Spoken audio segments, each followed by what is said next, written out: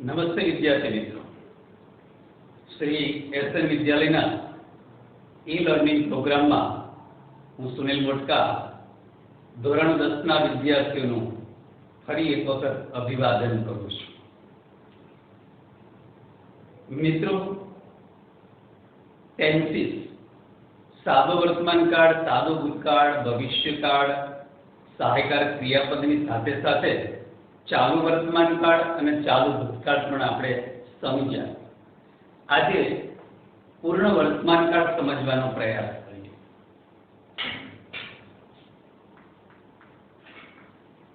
The present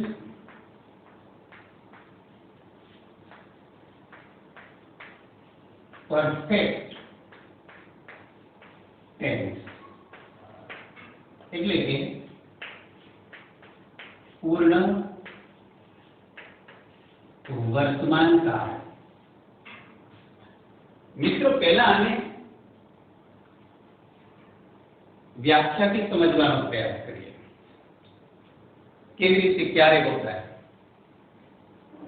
તો કે ભૂતકાળમાં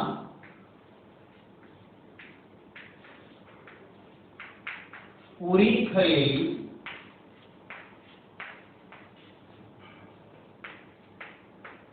ક્રિયાની અસર સૂચવવા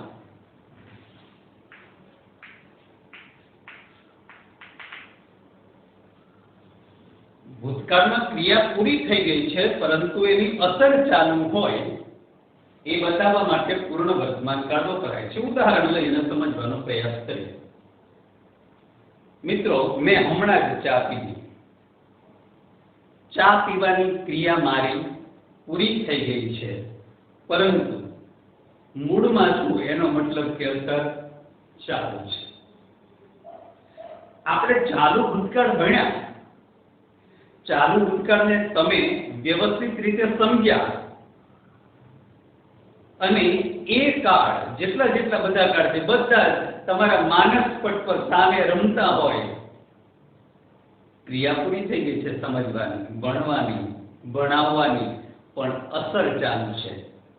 પૂર્ણ વર્તમાનકાળ વપરાય. એની રચના સમજીએ તો કે હેવ કે હેવ પ્લસ મુખ્ય ક્રિયાપદ છે એનું ભૂતકાળ. મિત્રો, બહુ ઓછું એક્ટિવ પેસિવ પૂછાય પણ સમજી તો લઈએ છે કે ઓછામાં જો કદાચ આપણે આવે તો, એટલે જતું તો નથી જ કરવું ને. પેસિવ વોઇસમાં હેવ કે હેવ પ્લસ બીન ભૂતકાળ.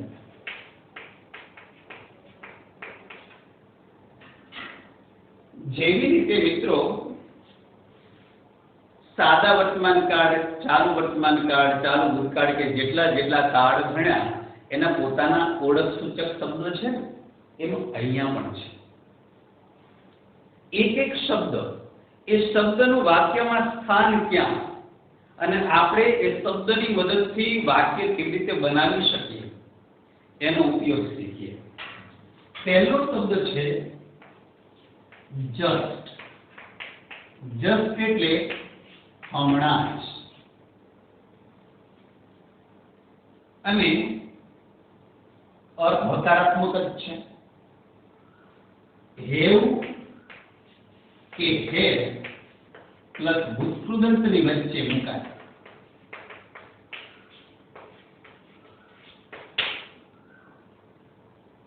એવી રીતે બીજો શબ્દ છે ઓલરેડી. ક્યારનું. ધ્યાનમાં રાખજો મિત્રો, અહીંયા મેં ડબલ એલ નથી લખ્યા, એક જ એલ. અને ઓલ અને રેડી એવી રીતે અલગ અલગ શબ્દો પણ નથી, ભેગો જ શબ્દ છે અને એક એલ સાથેનો. એક એલ આર ઈ એ ડી વાય. ઓલરેડી એટલે ક્યારનું. એ પણ હકારાત્મક જ છે અને એને પણ હેવ હેવ પ્લસ ભૂતકૃદંતની વચ્ચે મુકાય.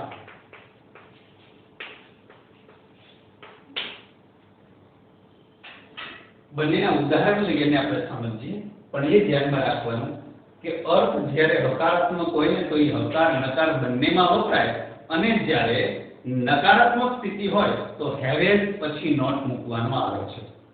મિત્રો, હેવ નોટ અથવા તો એનું ટૂંકું રૂપ short form haven't, have not, hasn't આવું લખી શકાય છે. ઉદાહરણ લઈને સમજીએ. જસ્ટ એટલે હમણાં જ. મિત્રો, દરેકે દરેક કાળની જે વાક્ય બનાવવાની રીત છે એ આપણે પહેલેથી જો આકલન કરેલું હોય ને તો બહુ જ સરળ પડવાની છે.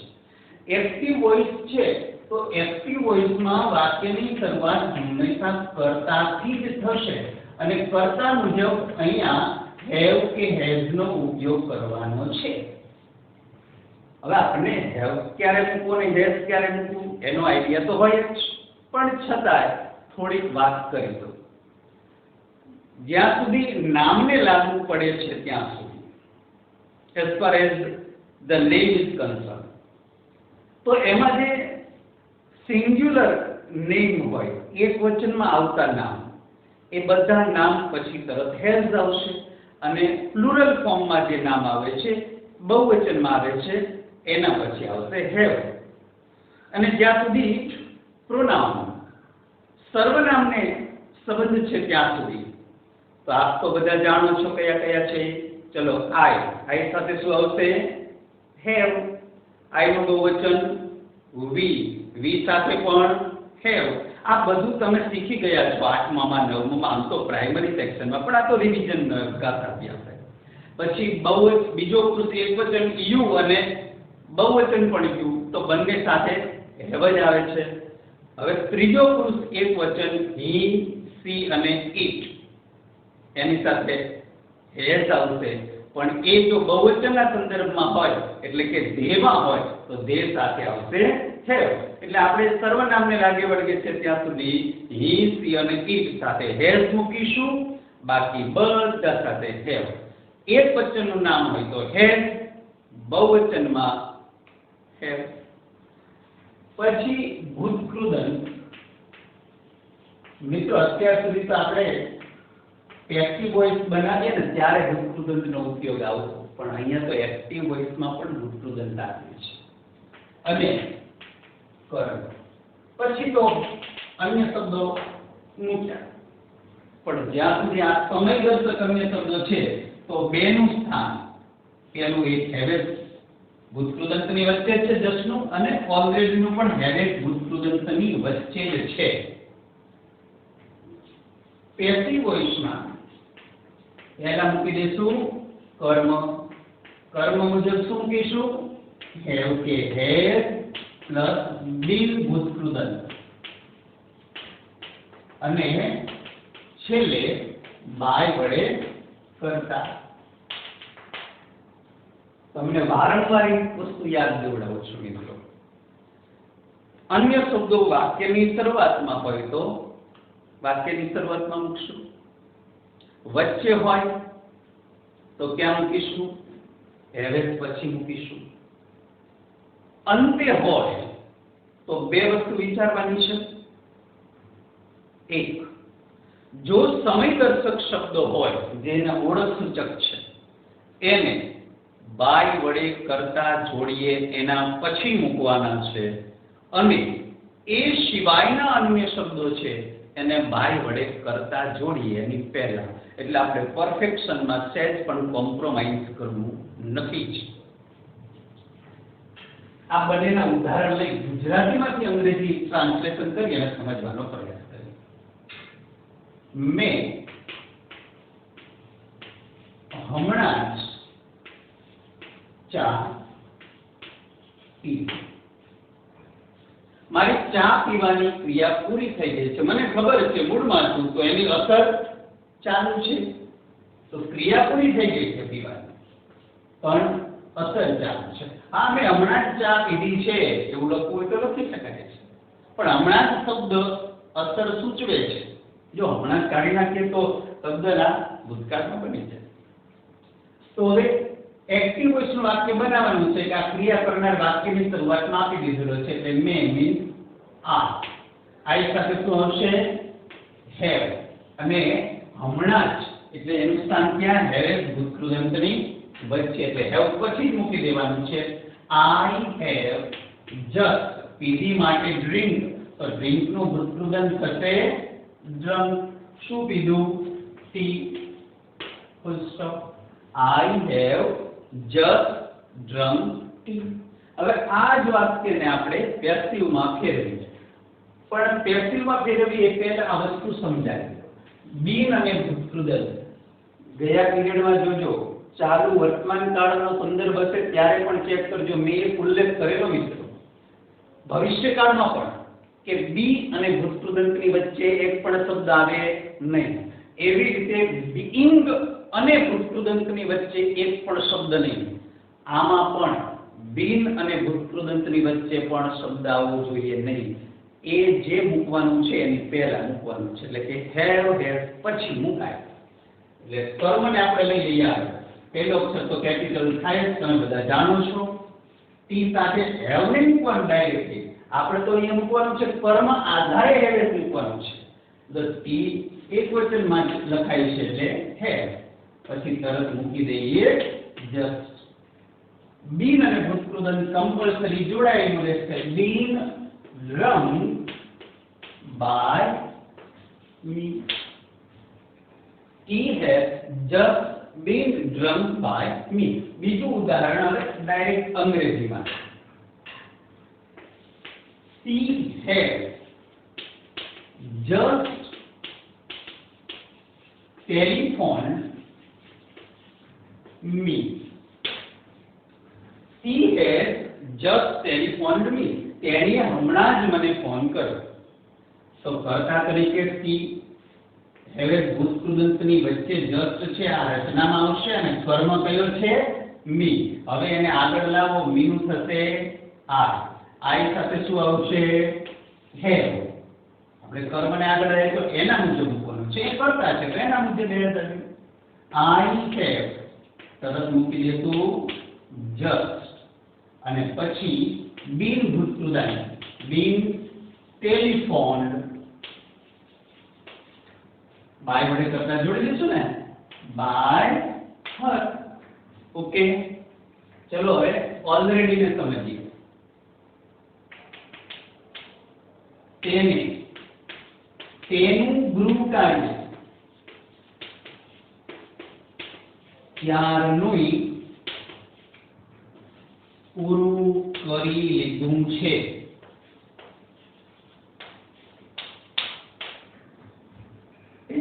તેનું ગૃહ કાર્ય ક્યારનું પૂરું કરી લીધું છે તો તેને માટે કયો શબ્દ વાપરશું હી સાથે આવશે હેડ ચલો ક્યારનું શબ્દ આવ્યો ને તો ક્યારનું શબ્દનું સ્થાન હેડ પછીનું જ છે એટલે પહેલા શબ્દ મૂકી દઈશું ઓલરેડી હવે આપણે મુખ્ય ક્રિયાપદ શોધવાનું છે અને યાદ કરો મેં તમને દીકરાઓ એક વખત વાત કરેલી ગુજરાતીમાંથી અંગ્રેજી ટ્રાન્સલેશન કરવાનું થાય પરીક્ષામાં નથી પૂછાતું પણ આપણે જ્યારે ક્રિયાપદનો મહિમા સમજવાનો થશે ત્યારે એને ઓળખવાનું થશે ત્યારે એક વસ્તુ નોંધી લઈએ કે જે શબ્દની પાછળ વો વી હું વા લાગે અને સેટ થઈ જાય એ ક્રિયાપદ કહેવાય અહીંયા પૂરું કરવું કયો શબ્દ છે પૂરું કરવું કરવું શબ્દ છે પાછળ વો વી હું વા લાગી જાય સેટ થઈ ગયું તો પૂરું કરવા માટે અંગ્રેજીમાં કયો શબ્દ છે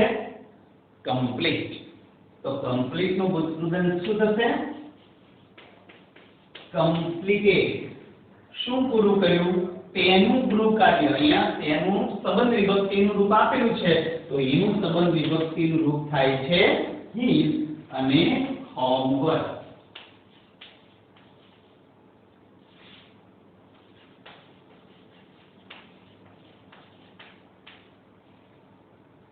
અને પૂર્ણ વિરામ હવે આ જ વાક્ય આપણે પેસિવ વોઇસમાં કન્વર્ટ કરવું છે તો કર્મ કયો થયો મુખ્ય ક્રિયાપદ છે એના પછી જે શબ્દ હોય એ કર્મ હોય એટલે his homework has પછી તરત શબ્દ લખી નાખશું ઓલરેડી બીન અને ભૂતકૃદંત ની પહેલા બીન ભૂલશું નહીં completed અને બાય વડે કરતા જોડી દઈએ બાય think. ઓકે મિત્રો, બે શબ્દો આપણે શીખ્યા, હજુ બીજા શબ્દો શીખવા છે, પણ એ પહેલા થોડુંક રિવિઝન કરીએ આ બે શબ્દોનું. જસ્ટ નો મતલબ શું થશે? હમણાં જ. એનું સ્થાન ક્યાં? હેવેસ પ્લસ ભૂતકૃદંતની વચ્ચે. એના બે વાક્યો તમારી સામે છે. બીજા બે વાક્યો હું તમને આપું કે મેં હમણાં જ મમ્મીને મદદ કરી. મેં હમણાં જ મમ્મીને મદદ કરી. ચલો આનું ટ્રાન્સલેશન કરો જોઈએ. શું થશે? I have just હેલ્પ્ડ mummy. બરાબર ને? હવે આવા તમારે વાક્યો બનાવવાના થશે. એ રીતે ઓલરેડી નું વાક્ય બનાવીએ. હોમવર્ક કમ્પ્લીટ કર્યું તો આપણે એમ પણ કહીએ કે મેં હમણાં જ જમવાનું બનાવ્યું. મેં ક્યારનું જમવાનું બનાવ્યું. ચલો હમણાં શબ્દની જગ્યાએ મૂકી દઈએ ક્યારનું. મેં ક્યારનું જમવાનું બનાવી લીધું છે. તો શું થશે? પ્રયત્ન કરો. I have already cooked this meal. હોય ખાણું બનાવવાનું, ખાણું શબ્દ લખેલો હોય તો આપણે મીલ લખવાનું. I have already cooked the meal. આવી રીતે તમે પણ આવા વાક્યો બનાવવાનો પ્રયાસ કરજો. હજુ બીજા શબ્દો સેટ કરીએ છીએ એ પહેલા રચના, વાક્ય બનાવવાની રીત એ તૈયાર કરો અને હું બોર્ડ સાફ.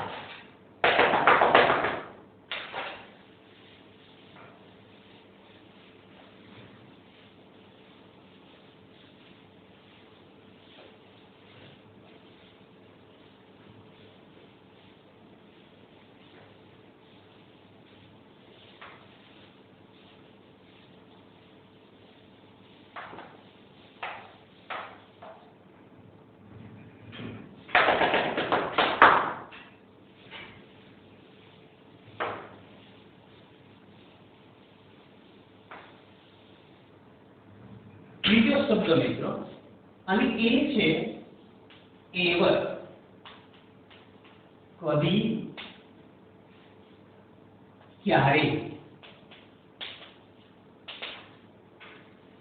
આ એવર શબ્દનું ક્યારેક ગુજરાતી ભાગ્યે જ એવું પણ થાય અને એ વખતે અન્ય કાળમાં આવી શકે, પરંતુ કદી અને ક્યારેના સંદર્ભમાં જ્યારે એવર વપરાય ત્યારે એક મહત્તમ પ્રશ્નાર્થ વાક્યમાં વાપરવું.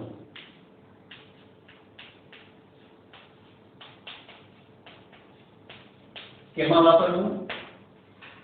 મહત્તમ પ્રશ્ન વાક્યમાં.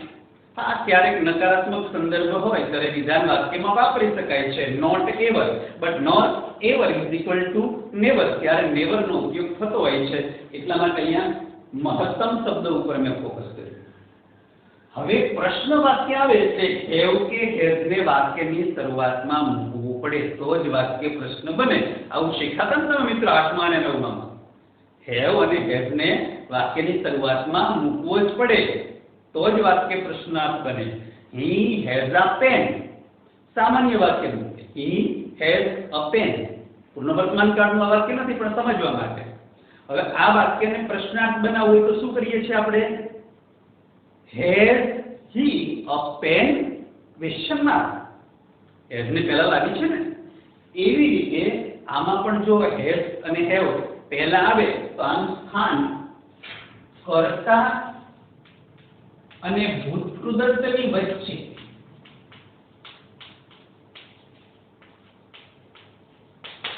ક્યાં હોય? કર્તા અને ભૂતકૃદંતની વચ્ચે. ઉદાહરણ લઈને સમજવાનો પ્રયાસ કરીએ. તમે, શું તમે કદી અથવા ક્યારે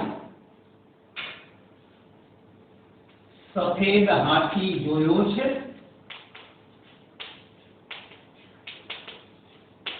જવાબમાં તો નકારાત્મક જ આવવાનું છે, પણ વાક્ય સમજવા માટે. તો પ્રશ્ન વાક્ય છે તો તમે શબ્દ કર્તા તરીકે છે, તો તમેનું અંગ્રેજી શું થશે? યુ. તો યુ સાથે આવશે હેવ. એટલા માટે હેવ ને વાક્યની શરૂઆતમાં મૂકશું. હેવ પછી મૂકી દઈશું યુ. કરતા આવી ગયો તો કરતા પછી તરત જ આપણે મૂકવાનું છે એવર અને પછી ભૂતકૃદંત જોવા માટે કયો શબ્દ વાપરશું સી અને એનું ભૂતકૃદંત થશે scene. Have you ever scene શું જોવાની વાત છે ધ વ્હાઇટ એલિફન્ટ.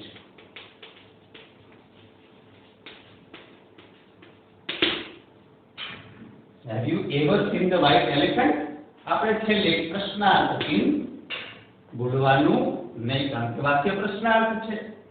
હવે તમે જુઓ અહીંયા have પછી ever અને seen આ બંને રચનાના સંદર્ભમાં ક્રિયાપદ અને એના પછી જે શબ્દ આવે છે એ કર્મ થયો તો કર્મને પહેલા લાવશું ને પેસિવ વોઇસ બનાવતી વખતે તો કર્મ મુજબ આપણે વાક્ય પ્રશ્નાર્થ જ રાખવાનું છે વિધાન બનાવવાનું નથી.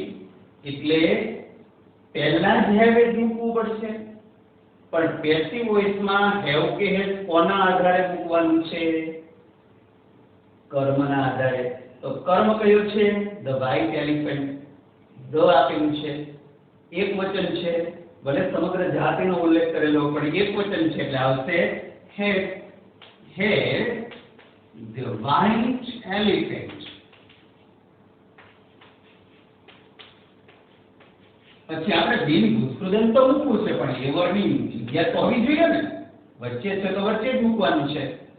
તો બિન અને ભૂતકૃદંતની વચ્ચે શબ્દ ન મૂકી શકીએ એટલે એવર બિન સ્ટીલ અને પછી બાય વડે કરતા જોડી દઈશું બાય યુ ક્વેશ્ચન. ચલો બીજું એક વાક્ય આપો. Have you ever helped a poor boy?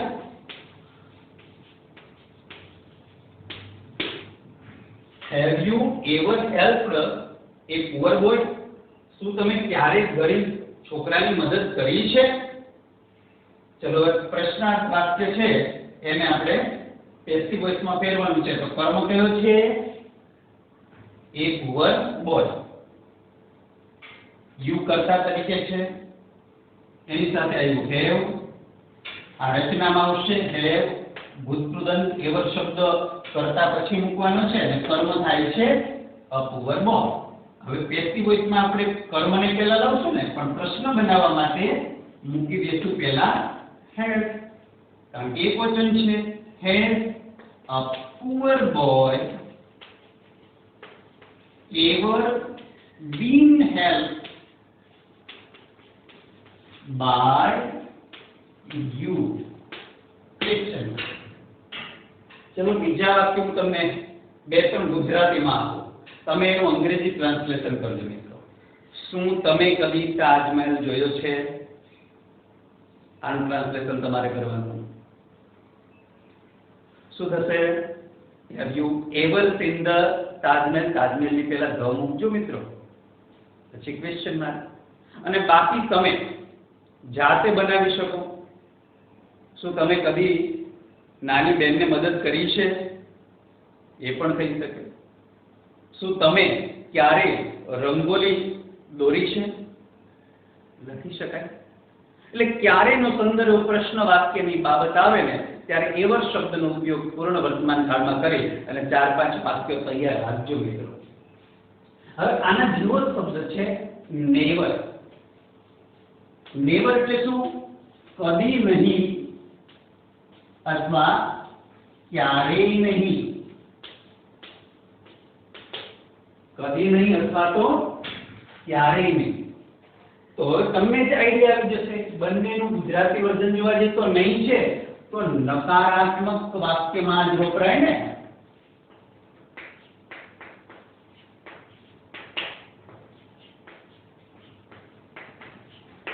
હવે નકારાત્મક વાક્યમાં વપરાય આખો અર્થ જ નકારાત્મક છે. એનું સ્થાન છે હેવ કે હેઝ પ્લસ ભૂતકૃદંતની વચ્ચે. મેં કદી મારા મિત્રોને છેતર્યા નથી. મેં કદી મારા મિત્રોને છેતર્યા નથી. તો મે માટે શું આવશે આઈ સાથે આવશે હેવ હેવ પછી તરત મૂકી દેશું ને નેવર આઈ હેવ નેવર એ કરવા માટે ચીટ તેનું ભૂતપ્રદન સીધી લગાડી દો ચીટે કોને my friend I have never cheated my friend. ચલો આનું પેસિવ વોઇસ કરવું છે તો વાક્યની શરૂઆતમાં કર્મ લાવીશું ને તો કર્મ ક્યાં છે મુખ્ય ક્રિયાપદ ના ભૂતકૃદન પછી ચલો મુખ્ય ક્રિયાપદનું ભૂતકૃદન કયું cheated એના પછી કયો શબ્દ છે my friends તો my friends ને વાક્યની શરૂઆતમાં લાવીએ my friends friends બહુવચનમાં છે ને તો એની સાથે આવશે have never been અને ભૂતકૃદકને જુદું પાડશું નહીં એટલે been cheated by me એવી રીતે તમે પણ વાક્ય બનાવી શકો મેં કદી ધૂમ્રપાન કર્યું નથી I have never smoked I have never smoked મેં કદી તમાકુ ખાધી નથી I have never eaten tobacco. વ્યસન મુક્ત રહેજો મિત્રો જરૂરી છે અને આપણે તો ભવિષ્યની વાત કરું છું અત્યારે તો તમે ક્યારેય નહીં લેતા હોય બાબતે વિચાર પણ નથી કરવાનો મિત્રો આપણે એક જ વિચાર કરવાનો છે કયો વિચાર છે સંસ્કાર શિક્ષણ આ બે વસ્તુ સાથે રાખી આપણા મા બાપના સ્વપ્નોને સાકાર કરવા માટેનો એક જ વિચાર બીજા વિચાર અને જ્યારે જ્યારે તમે પોતે પણ આર્થિક રીતે સદ્ધર હોય કમાતા હોય ત્યારે પણ એક શિક્ષક તરીકે મારી વાતને યાદ રાખજો છે આપણે વ્યસન તો ક્યારે કરતા હોવા જોઈએ નહીં અને તમે કોઈને પણ જે વ્યસન કરતા હોય ને એને અપીલ પણ કરી શકો કારણ કે બાળકના શબ્દોમાં જબરજસ્ત તાકાત હોય છે અને તમારી અપીલને મોટા લોકો પણ સારી રીતે વિનંતીપૂર્વક કરશો ને તો સ્વીકારશે અને એ પણ વ્યસનનો ત્યાગ કરશે મિત્રો ચલો હવે વાતને આગળ વધારું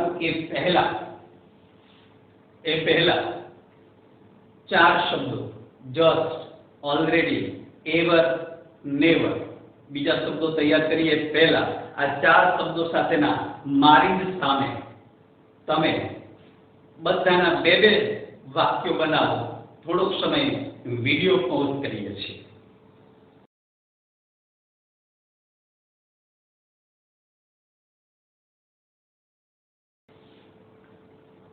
થઈ ગયું મિત્રો વિશ્વાસ મને તમારા ઉપરનો અઢળક છે સાચા જ હશે વાક્ય છતાંય વાક્ય બનાવવાની રીતને અને મેં આપેલા ઉદાહરણો ઉપરથી આપ થોડુંક અનુમાન તો કરી શકશો હવે આગળ વધીએ એક શબ્દ આવે છે બહુ જ સરસ મજાનો યસ હજુ સુધી અને મિત્રો આ એક સમજવા જેવું છે આપણે એને વાક્યની અંતે મૂકવો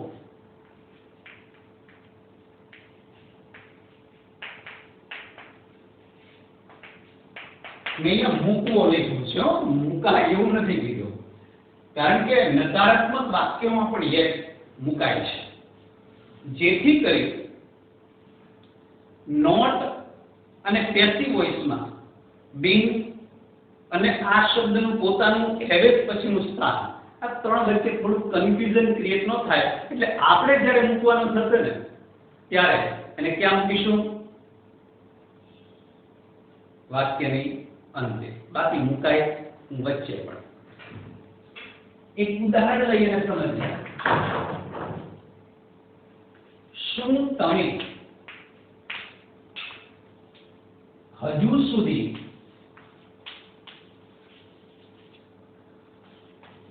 ગૃહ કાર્ય કર્યું નથી વિશ્વ નકારાત્મક છે અને એ પણ પ્રશ્ન વાક્યમાં વાક્ય છે અને બીજો આ શબ્દને આપણે સંદર્ભ લઈએ તો મેં જવાબના સંદર્ભમાં હજુ સુધી મારું ગૃહ કાર્ય માફ કરજો ગૃહ કાર્ય કર્યું નથી પૂર્ણ વિરામ ઉપર મારું શબ્દ નથી એટલે આપણે નીચે મારું શબ્દ લખતા નથી બાકી લખી શકાય અહીંયા તમારું આવે તો અહીંયા જવાબમાં આવશે મારું તમે શું રિમાર્ક કર્યું મિત્રો આ વાક્ય કેવું છે અકાર છે કે નકાર છે નકાર આ વાક્ય પણ કેવું છે નકાર છે હવે તમે હજુ સુધી શબ્દનો ગુજરાતીમાં ઉપયોગ કરી અને હકાર વાક્ય બનાવો છો બનશે મેં હજુ સુધી મારું ગૃહ કાર્ય કર્યું છે કેવું લાગે સેન્સલેસ સેન્ટેન્સ તો છે ને અર્થ વગરનું અર્થવિહીન વાક્ય એટલે હજુ સુધી શબ્દ આવશે વાક્ય કેવું બનશે નકાર પ્રશ્નમાં પણ નકાર હકારમાં પણ વિધાન વાક્યમાં પણ નકાર તો અહીંયા પ્રશ્ન વાક્યમાં શું થશે have you આપણે પ્રશ્ન અંતે જ મૂકવાનો છે યસ ને હવે મુખ્ય ક્રિયાપદ કેવું છે કર્યું નથી એટલે નોટ શબ્દ મૂકવો પડશે નકારાત્મક બતાવવા માટે કારણ કે યસ નો પોતાનો અર્થ નકારાત્મક નથી એ નકારાત્મક વાક્ય બતાવવા માટે આપણે નોટ નો ઉપયોગ કરવાનો છે have you not done homework yet question હવે આને પેસિવ વોઇસમાં ફેરવવા માટે પ્રશ્ન વાક્ય બનાવવાનું તો હોમવર્ક કર્મ છે તો એના મુજબ આવશે has homework not એના પછી તરત નોટ કારણ કે બીન અને ભૂતપૂર્વને અલગ પાડવાનું નથી been done by you ને વાક્યની અંતે yet મેં હજુ સુધી ગૃહ કાર્ય કર્યું નથી પૂર્ણ વિરામ વાળું વાક્ય તો શું થશે I have not done homework પૂર્ણ વિરામ ચલો પેસિવ વોઇસમાં વિધાન વાક્ય છે એટલે હોમવર્ક વાક્યની શરૂઆતમાં આવશે કર્મ homework has not been done by me yet બીજા બે શબ્દો મિત્રો એક recently એટલે તાજેતરમાં અને finally અંતે છેલ્લે છેલ્લે આવું થાય આ બંનેને વાક્યની શરૂઆતમાં જ મૂકવા હવે પછી પણ મૂકી શકાય છે પણ આપણે આપણી સરળતા પહેલા ચેક કરવાની જો એમને આપેલું હોય તો જસ્ટ ઓલરેડી આવા શબ્દોનું સ્થાન ક્યાં એવી રીતે ધ્યાનમાં રાખી લેવાનું પણ આપણે રિસન્ટલી અને ફાઇનલી ને વાક્યની શરૂઆતમાં મૂકી વાક્ય પ્રયોગ કરવા ચલો તાજેતરમાં અમે નવું મકાન ખરીદ્યું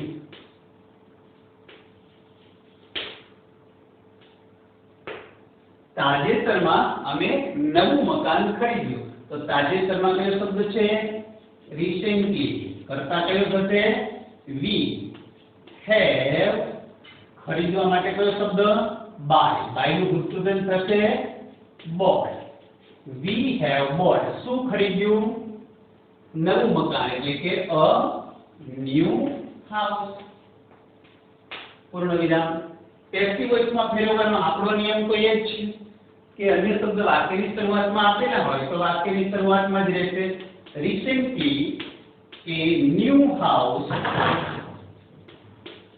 has been bought sorry માફ કરજો bought by us चलो फाइनली शब्द अंते मारो भाई स्पर्धा जीत्यो अंते मारो भाई स्पर्धा जीत्यो finally my brother have won શું જીત્યો સ્પર્ધા એટલે the competition ચલો પેસિવ વોઇસ બનાવો શું થશે ફાઇનલી વાક્યની શરૂઆતમાં મૂકી દેશું કર્મ the competition has been won by my brother. મિત્રો આટલા શબ્દો વધુ યાદ રાખવાના છે. બીજા શબ્દો છે. બીજા શબ્દોમાં so far, till now, just now આ શબ્દો છે. હવે so far નું ગુજરાતી શું થશે તો કે હજુ સુધી. તો હજુ સુધીમાં આપણે યુઝ કરશું કેનો yet નો બરાબર અને till now just now એટલે હજી હમણાં. તો એના માટે હમણાં શબ્દનો ઉપયોગ આપણે વાક્યની શરૂઆતમાં just માં શીખી ગયા. પણ આ શબ્દો આવે એટલે પૂર્ણ વર્તમાન કાળનો ઉપયોગ કરવાનો રહેશે. મિત્રો ફરી એક વખત મન કમ્પ્લીટ કરી અને શબ્દોને યાદ રાખશું કેવી રીતે just, already, ever, never, yet, recently, finally, so far, till now, just now આવા શબ્દોનો ઉપયોગ વાક્યમાં થયેલો હોય ત્યારે પૂર્ણ વર્તમાન કાળની રચનાનો ઉપયોગ કરી શકાય છે. અને પૂર્ણ વર્તમાન કાળની રચના શું એક્ટિવ વોઇસમાં હેવ કે હેઝ પ્લસ મુખ્ય ક્રિયાપદનું ભૂતકૃદંત, પેસિવ વોઇસમાં હેવ કે હેઝ પ્લસ બીંગ ભૂતકૃદંત. વ્યાખ્યા સમજો ક્રિયા પૂરી થઈ ગઈ છે અસર ચાલુ છે બતાવવા માટે પૂર્ણ વર્તમાન કાળનો ઉપયોગ કરવામાં આવેલ છે. હા એક બે બાબત કેવી છે પણ એ પૂર્ણ વર્તમાન કાળ આપણે શરૂ કરીએ એની પહેલા હું આ બાબત નેક્સ્ટ લેક્ચરમાં સમજાવીશ. એ પહેલા તમને વિનંતી કરીશ કે જેટલા જેટલા બધા શબ્દો સમજ્યા અત્યારે એ બધા જ શબ્દો એના બબે ત્રણ વાક્યો બનાવશો એવા વિશ્વાસ સાથે ફરી હું આપને શુભકામના આપીશ. પણ એટલી તો વાત કરીશ મિત્રો ઘરે રહેજો, જવાબદાર બનજો અને સંકલ્પબદ્ધ બનજો. એક સમૃદ્ધ ભારતના નિર્માણની ગાથા જ્યારે આપણે રચવાના હોય ને ત્યારે આપણું ભાવિ પણ એટલું જ સમૃદ્ધ આરોગ્ય સમૃદ્ધિથી રસરસ થવું જોઈએ. એટલે અત્યારે તો આરોગ્ય સમૃદ્ધિ મેળવવા માટેનો બેસ્ટ ઓપ્શન ઘરે બેઠા બેઠા આપણે આપણો અભ્યાસ કરીને જ કરીએ. તો સવારમાં થોડાક યોગા કરીએ, સરસ મજાનું સારું આરોગ્યપ્રદ જમીએ અને આરોગ્ય સમૃદ્ધિ પ્રાપ્ત કરતા આપણે આપણા અભ્યાસનો પણ અચૂક લાભ લઈએ. ફરી શુભકામના મિત્રો. ધન્યવાદ.